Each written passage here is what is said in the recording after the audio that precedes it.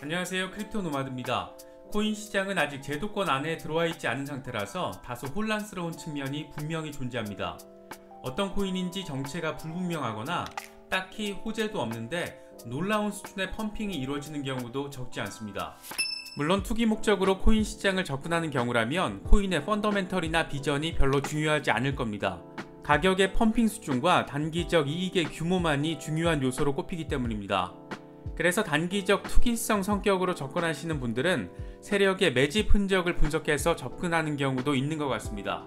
문제는 일반적인 초보들의 경우에는 세력의 매집 성격을 분석한다는 것도 쉽지 않고 코인의 특성을 면밀히 파악하는 건 역시 간단한 일이 아니라는 것에 있습니다. 다만 이른바 세력 펌핑용으로 불리는 코인이나 논란이 된 경력이 있는 코인은 최소한의 검증은 할 필요가 있지 않나 생각됩니다. 이번 영상에서는 세력 펌핑용, 세력 매집용이라는 평가를 받기도 하는 코인 두 개를 살펴보겠습니다. 먼저 살펴볼 코인은 스트라이크 코인입니다. 스트라이크는 2021년 6월 6일 비트코인의 하락 속에서도 난데없이 몇 시간 사이 80% 넘는 폭등을 기록했습니다.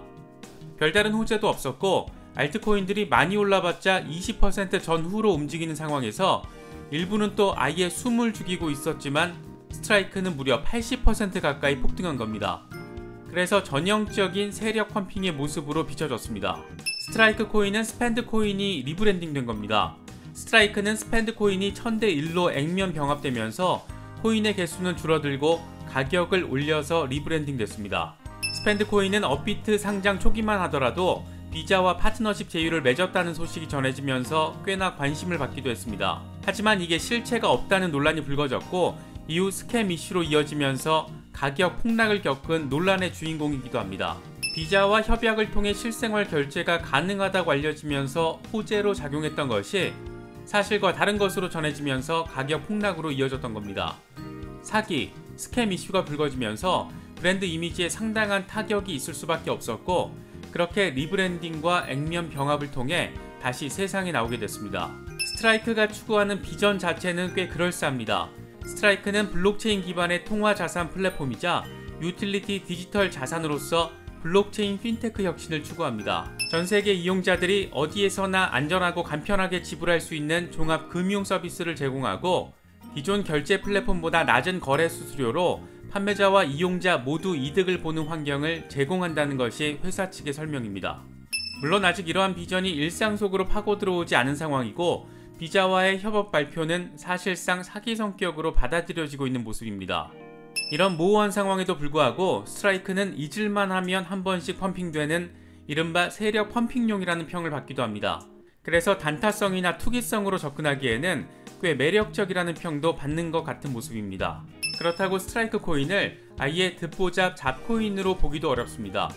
코인마켓캡 기준 2021년 6월 7일 시가총액 1억 9천만 달러 수준으로 전체 랭킹은 175위입니다. 다만 코인 초보자들이 단타성으로 접근하기도 어렵고 세력들의 매집 특성을 분석해서 투기성으로 접근하기도 어렵다는 점에서 초보가 접근하기에 그다지 건강한 코인으로 보기 어렵다는 평이 우세한 모습입니다.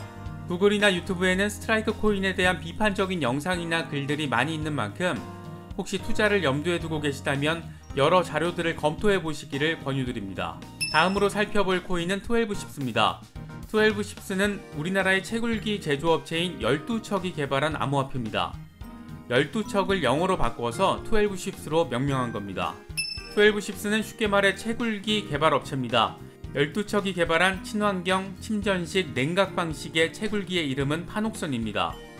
파녹선2의 경우에는 고성능 고효율에 소음과 먼지가 없어서 다양한 장소에 소규모로 도입하는 것을 가능하도록 하는 걸 목표로 하고 있습니다. 발생된 열 에너지를 재사용할 수 있게 만들겠다는 점도 매력 포인트로 꼽히기도 합니다. 최근 이슈가 되는 비트코인 채굴과 환경 이슈를 고려해보면 실제로 구현됐을 때 상당히 눈에 띌 수밖에 없는 프로젝트이기도 합니다. 12ships가 그리는 목표는 이렇습니다. 세계 최고 수준인 한국의 반도체 인프라를 활용해서 고성능 채굴기 파녹선을 만들고 또 파녹선의 해시파워를 통해 12ships만의 블록체인 서비스를 론칭하겠다는 목표입니다. 12ships는 이런 비전을 실현하기 위해서 블록체인 네트워크 올레체인을 개발했습니다. 또 자체 개발 제품을 판매하기 위해서 블록체인 기반 쇼핑몰인 올레네이처를 통해 판매하겠다는 계획도 알려져 있습니다. 즉 정리하면 판옥선의 열 에너지를 재활용해서 진공 건조기의 열원으로 사용하고 제조에 좋은 원재료를 첨단 진공건조 공정을 통해 추출하는 것을 통해 건강 제품을 만들어서 자체 블록체인 올레체인에서 생산과 출하 등의 정보를 기록하고 소비자는 올레네이처를 통해 제품의 이력을 편리하게 확인한 뒤 암호화폐로 안전하게 구매할 수 있도록 한다는 겁니다.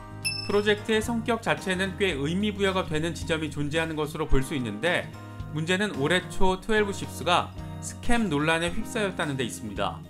12ships는 대표적인 김치 코인으로 불려왔습니다. 주소지 또한 그동안 제주도로 알려져서 별다른 의심이 없었습니다. 특히 브랜드 명칭에서 보여지듯 꽤나 토속적입니다. 12척이라는 회사의 이름은 이순신 장군의 멘트가 모티브가 된 것으로 보이고 이걸 영어로 바꾼 게 12ships, 채굴기 이름은 판옥선, 블록체인은 올레체인, 이런 것만 봐도 토종 한국 김치코인으로 받아들여지기에 충분했습니다.